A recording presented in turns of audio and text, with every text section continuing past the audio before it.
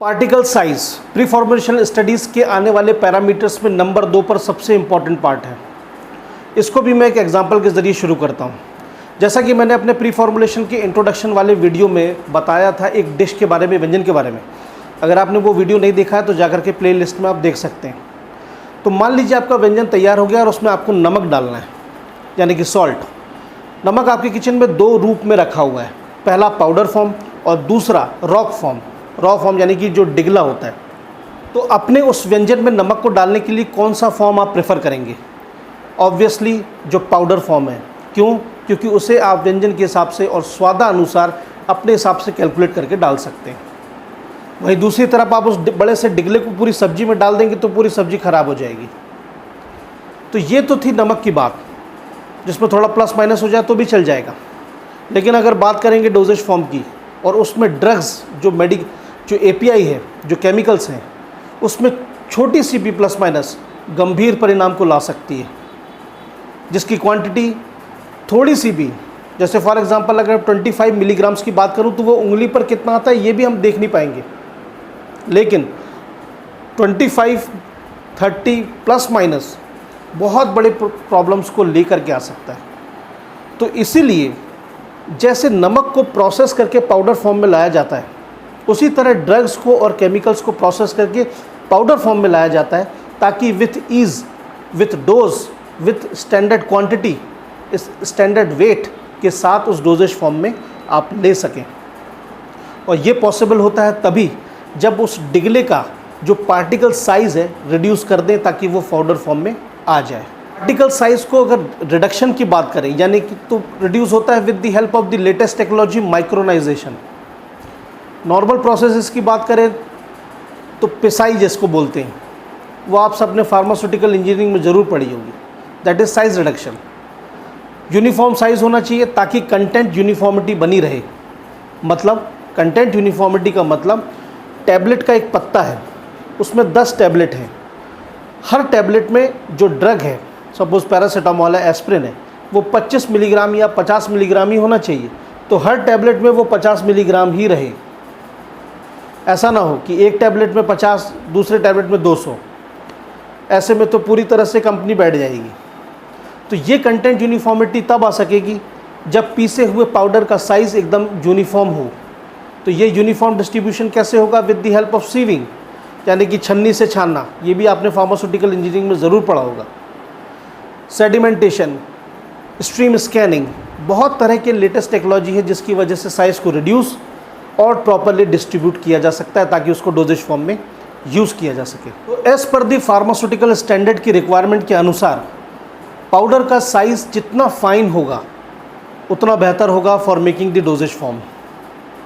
Suspension बनाएंगे तब भी सॉलिड फॉर्म में ड्रग्स लगेगी। तो इस हिसाब से according to Indian pharmacopoeia, powder के जो कोर्सनेस है, यानी कि वो कितना महीन है, कितना फाइन है, इसको 5 कैटेगरी में बांटा गया है। Very course, course, moderately course, fine and very fine. और इसके साथ इसके सीव के नंबर हैं, मतलब कितने नंबर की सीव से वो पास हो सकते हैं। मेरा एक छोटा सा आपसे क्वेश्चन रहेगा कि सीव के ऊपर एक नंबर जो होता है, जैसे फॉर एग्जांपल 80, 120, 200, ये नॉमेनक्लेचर, ये नामकरण कैसे किया जाता है, आप मुझे कमेंट करके ज़रूर बताना। इसी से जुड़ा एक सेकंड पैरामीटर है, वो है पार्टिकल शेप, जो कि प्री फॉर्मुलेशन के असेसमेंट में नंबर 3 पर आता है। पार्टिकल शेप वैसे तो बेसिकली 9 तरह के होते हैं, 9 टाइप्स। लेकिन इम्पॉर्टेंट ये नहीं है कि पार्टिकल्स के शेप कितने तरह के, बल्कि इम्पॉर्टेंट ये है कि इन शेप्स की इन्फॉर्मेशन और जानकारी को क्यों पढ़ा जाता है। ये क्यों पता लगाया जाता है कि कौन सा पार्टिकल्स, कौन सा ड्रग जो रॉ फॉर्म में यूज़ हुआ है, उसको प्रॉपरली साइज़ रिडक्शन करने के बाद हमें किस शेप में चाहिए, या ऑलरेडी वो किस शेप में था। तो वो ये है कि शेप्स तो वैसे बहुत तरह के रहेंगे, लेकिन जो सबसे पहला मोस्ट इम्पॉर्टेंट रैशनल है कि हर बार हर एक फॉर्मुलेटर की इच्छा होती है कि पार्टिकल का शेप हमेशा स्फेरिकल हो। स्फेरिकल का मतलब ये कि हैंडलिंग करने के लिए वो सबसे ईजिली प्रॉपरली फ्लो कर सकता है। मतलब कि जैसे मान लीजिए टैबलेट की मशीन है, उसमें हम ऊपर से पाउडर को डाल रहे हैं और पाउडर फ्लो होकर के डाई तक आ रहा है। या फिर फार्मास्यूटिकल इंडस्ट्रीज़ में कोई हाथ से जैसे लेबॉर्ट्री में आप पाउडर को डालते हैं with the help of spatula, with the help of spoon, whatever. तो इंडस्ट्री में कोई ये हाथ से थोड़ी डाला जाता है, उन्हें मशीन्स, बड़े बड़े कन्वेयर्स के ज़रिए प्रोसेस किया जाता है ताकि वो मशीनों के बीच में फ़्लो हो सके। तो ये फ़्लो का मूवमेंट सबसे ऑप्टिमम होता है with the help of spherical shape only. तो इसीलिए पार्टिकल शेप रिडक्शन करने के बाद और रिडक्शन करने के पहले कैसा है, ये जानकारी से सिर्फ ये अश्योर किया जाता है कि वो स्फेरिकल है या नहीं, और अगर स्फेरिकल नहीं है तो उसको स्फेरिकल किया जाए। पार्टिकल शेप को स्टडी करने के लिए सबसे पॉपुलर, वैसे तो बहुत सारी टेक्निक है, लेकिन जो सबसे पॉपुलर आज के टाइम पे टेक्निक है दैट इज़ दी SEM, यानी कि स्कैनिंग इलेक्ट्रॉन माइक्रोस्कोपी।